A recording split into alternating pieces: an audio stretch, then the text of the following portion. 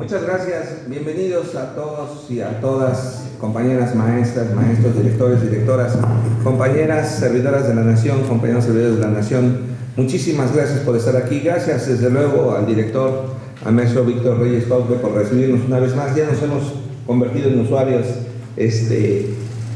cotidianos de este auditorio. Muchísimas gracias, Víctor. En efecto, tuve la oportunidad de dar clase aquí en licenciatura y en posgrado. Espero algún día me permitan regresar a dar clase, que es lo, como ustedes saben, todos los maestros y las maestras, es lo que nos gusta más.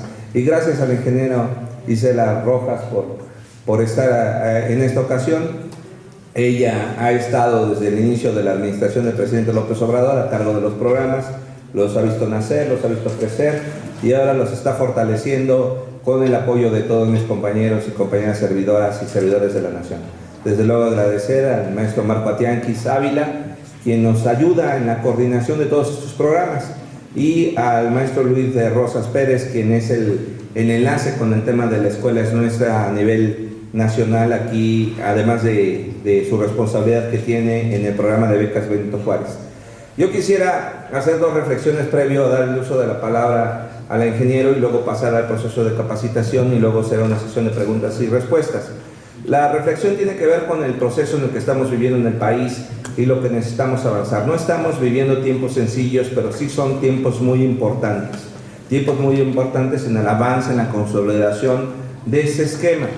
Déjenme explicarlo un poco. Tenemos un esquema, o estamos saliendo de un esquema por medio del cual se utilizó o se observó que las escuelas de educación básica necesitaban inversión sí, y para infraestructura, crecimiento, equipamiento, y en administraciones anteriores se observaba que esta responsabilidad tendría que ser una responsabilidad a algo que se llamó autonomía de gestión.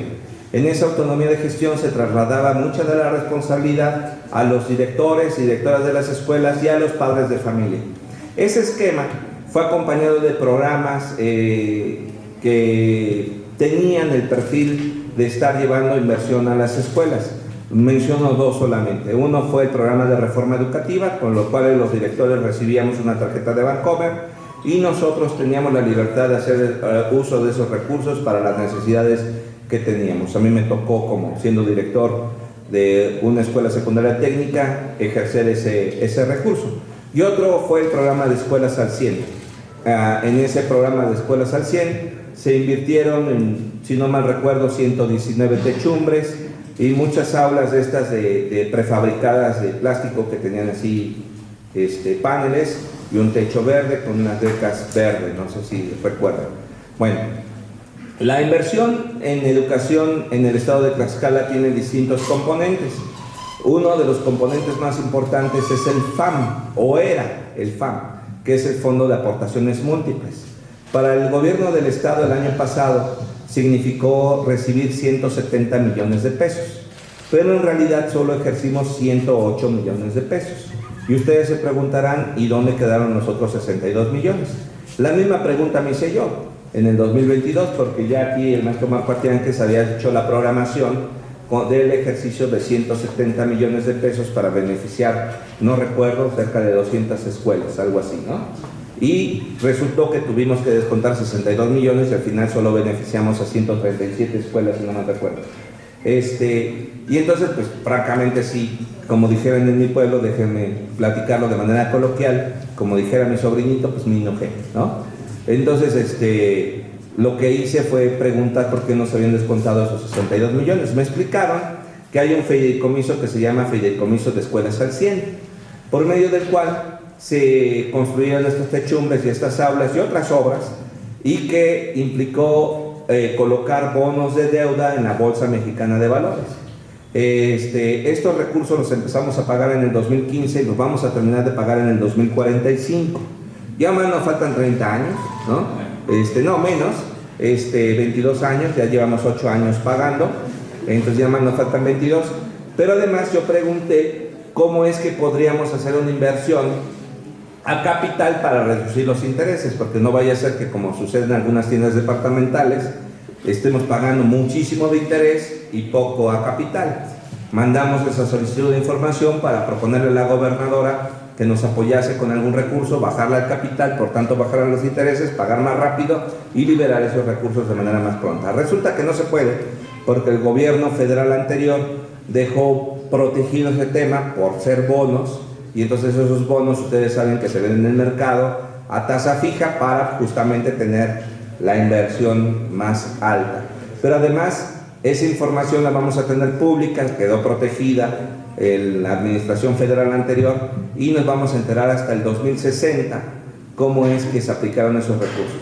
Es decir, faltan todavía algunos años, será hasta el 2060, yo creo que así como voy, pues ya voy a estar viendo crecer el pasto desde abajo, ¿no? Ya no lo he de ver, ¿no? Como dijera mi abuelita. Entonces, me es importante para mí mencionarles estos datos porque de ahí radica la importancia del cambio de esquema. ¿Qué es lo que hizo el gobierno del presidente López Obrador? Cambiar esos esquemas por recursos directos a las escuelas. Cuando inicia este programa, era delegada del gobierno de México, la licenciada Lorena Cuellar Cisneros, soy gobernadora de nuestro estado, y facilitó la posibilidad de que nos llegaran en aquella época 740 escuelas, incluidos CONAFES. Recorrió ella misma, me tocó la fortuna de acompañarle, recorrimos 740 escuelas y vimos de qué forma estas inversiones iban creciendo. Tuvimos resistencia en aquella época para el ingreso a las escuelas y por eso la coordinación ahora con los servidores de la Nación, entendiendo que la mejor forma de hacerlo es coordinarnos, tanto servidores de la Nación como maestros y maestras de todas las escuelas beneficiadas. Y ese es el propósito de ello. En este año vamos a tener, ya le explicará ahorita la ingeniero Isela, una inversión muy importante y las reglas de operación tendremos que aplicarlas de manera muy buena. En este año vamos a llegar, la meta es llegar a 768 escuelas, si no mal recuerdo son 617 ahorita las que ya están, 400 y tantas ya, 426 ya formalizadas, y vamos a seguir recibiendo estos incrementos.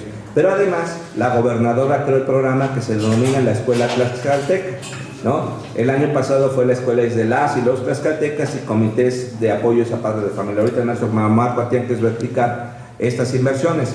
Pero decirles que tenemos contemplados 33 millones de pesos, ahí la inversión es menor, dijera el presidente, poquito porque es bendito, pero de tal suerte que vamos a apoyar a la mayor parte de escuelas, cerca de 1,200 escuelas, si no es que más. Lo que estamos buscando es que todas las escuelas de educación básica por inmueble tengan estas aportaciones, es decir, 1,335 escuelas. Ahora, ¿cuál es el propósito principal de estas escuelas, además de que sean apoyos directos? Lo que estamos buscando, y esto es muy importante decirlo, es muy importante, compañeros y compañeras, necesitamos reconocer que las cuotas escolares ya no deben de ser indispensables, pero reconocemos también que son necesarias. Déjenme hacer la diferencia entre ambos conceptos, indispensables o necesarias. Se considera indispensable cuando la escuela no tiene de otra para funcionar y entonces requieres de la cuota escolar de los padres y madres de familia para que la escuela funcione. Es decir, que necesitas para escobas, jabón, papel higiénico, tóner, etcétera, etcétera, etcétera, ¿no? Estos recursos, si de plano no se tienen, pues no puede funcionar la escuela, literal, no puede funcionar la escuela. En tiempos pasados se hacía creer que esa era una obligación de los padres de familia. Ahora nosotros asumimos la responsabilidad constitucional de buscar que la educación sea gratuita. No es una tarea sencilla, venimos desde 1992 cuando se transfiere la educación a las entidades federativas con un esquema de insuficiencia presupuestal en cada año. En Tlaxcala llegó un momento en donde esa insuficiencia presupuestal llegó a ponernos contra la pared y llegó que el gobernador en turno incluso planteó el regreso de la educación a la federación. Le estoy hablando de 2001. Hoy no tenemos esa presión, pero sí tenemos una presión muy fuerte de gasto en el sector educativo, por lo que tenemos que buscar que los recursos sean crecientes, pero sobre todo cuidar que las cuotas escolares no sean indispensables, es decir, que haya recursos que el propio gobierno del estado, el gobierno federal, ofrezcan para que las escuelas funcionen. Eso es muy importante, muy importante. De tal suerte que las cuotas escolares nunca más sean obligatorias. ¿Qué hacíamos los directores? Me culpa, a mí me tocó hacerlo, ¿no? Todos ustedes lo han hecho, que ponemos la mesita del Comité de Padres de Familia ahí a un costado de la dirección, y entonces cuando llegan al proceso de inscripción, preinscripción o reinscripción, pues le pedimos el boletito de que si ya, el comprobante de que se ha hecho la cuota, y si no lo regresamos con los padres. Buscamos que eso ya no suceda, buscamos que siga apareciendo el escritorio, si los padres así lo decidan, pero que no sea un requisito de inscripción, sino que sea un esquema realmente voluntario. Yo sé que es difícil, todos lo hemos vivido, de cómo se nos dificulta. Tuvimos un conflicto, no digo en qué municipio para no quemar a Nanacamilpa, y ahí el conflicto fue grave porque una madre de familia se negaba a dar la cuota voluntaria al comité, y los padres de familia la acusaban de que usaba uñas de estas postizas, ¿no? Yo les decía, bueno, ¿por qué meterse en el tema de las uñas, el cabello, la vestimenta de la mamá? El argumento de los padres de familia era que si la alcanzaba para eso, ¿por qué no aportaba los 80 pesos que le estaban pidiendo, ¿no? Entonces, de esos conflictos hemos tenido, pero afortunadamente no tenemos conflictos graves, ¿no? Dentro de esos conflictos, digamos, naturales, hasta que provocan la risa a muchos de nosotros, pues no han resultado ser graves. ¿Por qué? Porque hemos logrado, con la experiencia de los maestros y las maestras, ir resolviendo todo este esquema.